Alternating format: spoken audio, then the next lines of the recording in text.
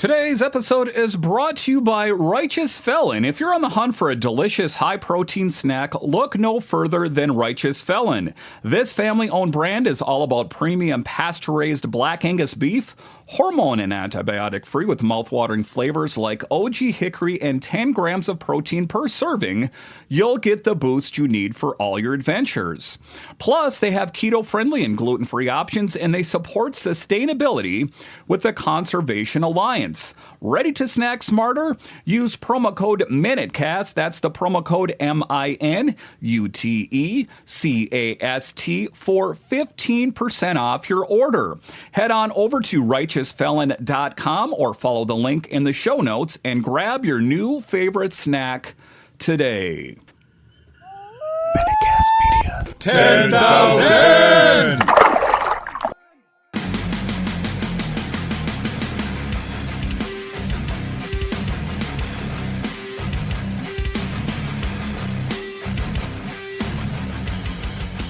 Hello and welcome in to this edition of the Nats MinuteCast, part of the Belief Podcast Network. I'm so glad you decided to join me today. As always, this podcast is free and available on all the major platforms. My name is Dan Holme. You can find me on Twitter. It's at DanCaps218. You can find the show on Twitter. It's at Believe in Nats. That's at BLEAV in Nats. And the best way that you can help grow this show is to subscribe or follow the Nats MinuteCast on Apple, Spotify, or wherever you find your podcasts. All right, so in this edition of the Nats MinuteCast, we talk about Cade Cavalli. Looks to be the standout pitcher for the Nationals. And if you're a Nationals fan, you're probably thinking to yourself, finally, right, that we've heard about this pitcher for the longest time and that he's going to just totally change things for the Nationals. It does appear in a really early take here that he has arrived. So the biggest takeaway, Cade Cavalli looked like a legit big leaguer. Starter facing the best hitters in camp, and that matters. So he was pitching in some batting practice and getting in some work and looked really, really good. And that's where we want to start, because this is the thing that jumped off the page from camp, is that when Cavalli is standing on field 2 out there and the crowd's packed in, fans, media, front office types, and he's facing like James Wood, CJ Abrams in live batting practice, he impressed. And when you're facing elite hitting, and I'm going to put James Wood and CJ Abrams as really great elite hitting, that's not a drill anymore. That is a test. And guess what? That test, I would say he passed it. Now look, pitchers usually have the edge early in camp. You take a look, hitters are tracking, not selling out. But here's why ultimately I care. The stuff didn't just play against fringe guys, right? It played against the 2 most dynamic bats on the roster. And it's not just me. It is the manager, right? And it's all about impressing your manager. Blake Butera basically said it. When the stuff looks the same against Wood and Abrams as it does against everyone else, you feel better. And that's coach speak for, yeah, this is for real. And, what I loved the most, though, was the feedback. Wood and Abrams were laying off the breaking ball at the knees. That's advanced recognition. Instead of pretending that it's fine, Cavalli owned it. He knows he has depth on the breaker. He knows guys expect spin. So now it's about changing eye levels. That's, sequencing, I guess is what I'm going to say. And ultimately maturity. That is a pitcher thinking through at-bats instead of just throwing. And here's my opinion as your Nationals guy. If Cavalli is adjusting like this in February, that's the sign of someone ready to take a leap, not just survive. He's pitching in a game next. Doesn't matter which one. The important part is this. He looks like he belongs again. And if he's right, that rotationally suddenly has teeth. And like I said, the feeling of finally, because make no mistake about it, there are plenty of questions about pitching, the bullpen, the diamond. And the thing that I like about Blake Butera, I like about everyone out there, is that it's that they keep preaching, and Dylan Cruz was talking about as well, is a clean slate. Listen, we know that Rizzo and Martinez made things kind of a mess on their way out, and they're like, that's not us. We don't know those guys. We don't take any ownership of their poor decisions. This is a clean slate. So if you're coming into camp with any preconceived notion that you're a fringe player, that I've got to kill it each and every time out there, just go out there and play your game. And that's really going to tie in for a guy like Dylan Cruz, who wants to be the leader of this team, but until he actually shows that he is a legit offensive threat, that he's good in the field, then no one's really going to believe what he's selling. And same goes for CJ Abrams, a player, of course, we know that has been rumored to be on the trade block. That, CJ, go out there. I believe you're an all-star. And just let it speak, right? Let your at-bat speak for it. Let your play in the field show it, and make us all believe ultimately who you are. All right, so coming up here after the break, the new Nationals are practicing like serious organization, like they mean it.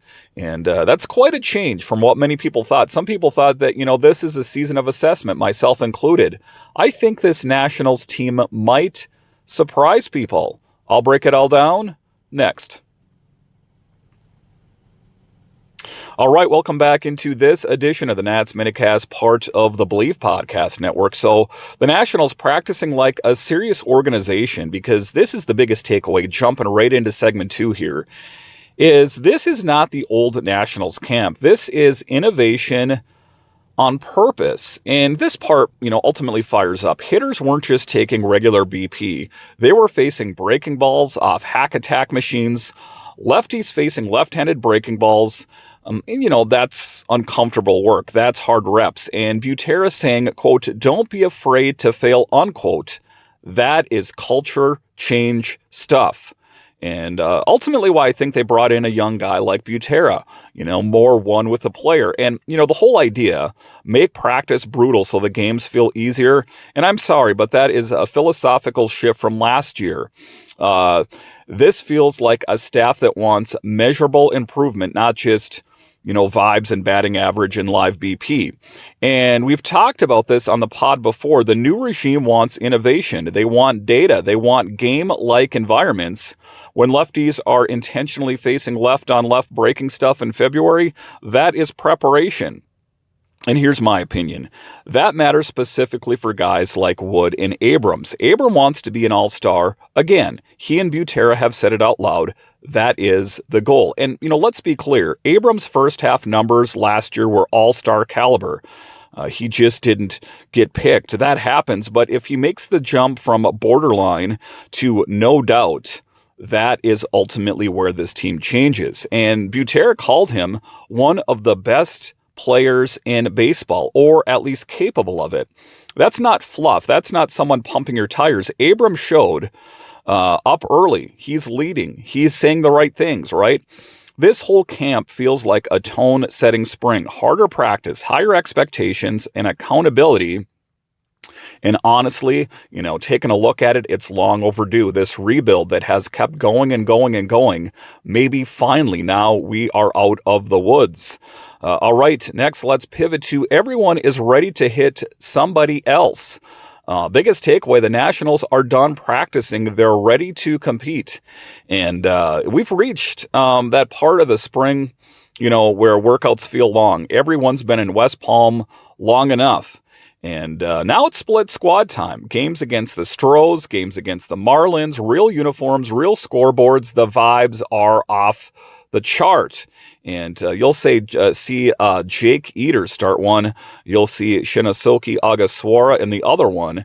And you've got Drew Smith officially in camp throwing bullpens, trying to lock down a bullpen role. And this, for me, is when roster battles get real. Eder says he made changes this offseason. Ogasawara's trying to reestablish himself. And Drew Smith says he's fully healthy after his second Tommy John. And here's my take on all of that. This first week of games is about tone. If Cavalli carries over what we saw in BP, if Abrams looks like an all-star caliber shortstop, if the bullpen arms show life, then suddenly this camp narrative shifts from young and rebuilding to Maybe.